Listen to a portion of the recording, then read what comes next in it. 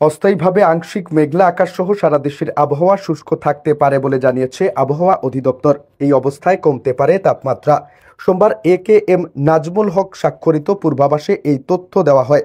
পূর্বাভাসে বলা হয়, উপমহাদেশীয় উচ্চচাপ বলয়ের বর্ধিতাংশ পশ্চিমবঙ্গ ও তৎসংলগ্ন এলাকা পর্যন্ত বিস্তৃত রয়েছে।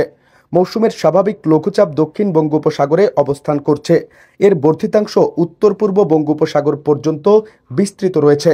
এই অবস্থায় সোমবার অস্থায়ীভাবে আংশিক মেঘলা আকাশ সহ সারা দেশের আবহাওয়া শুষ্ক থাকতে পারে। মধ্যরাত থেকে সকাল পর্যন্ত দেশের উত্তরাঞ্চলে মাঝারি থেকে ঘন কুয়াশা এবং দেশের অন্যত্র হালকা থেকে মাঝারি ধরনের কুয়াশা পড়তে পারে। সারা দেশে রাত এবং দিনের তাপমাত্রা সামান্য হ্রাস পেতে পারে। মঙ্গলবার অস্থায়ীভাবে আংশিক মেঘলা আকাশ সহ সারা দেশের আবহাওয়া শুষ্ক থাকতে পারে।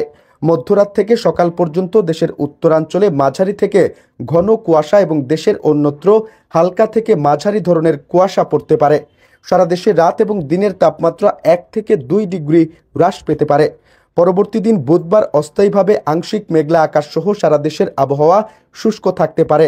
মধ্যরাত থেকে সকাল পর্যন্ত দেশের উত্তরাঞ্চলে মাঝারি থেকে ঘন কুয়াশা, অন্যত্র হালকা থেকে মাঝারি ধরনের কুয়াশা পড়তে পারে।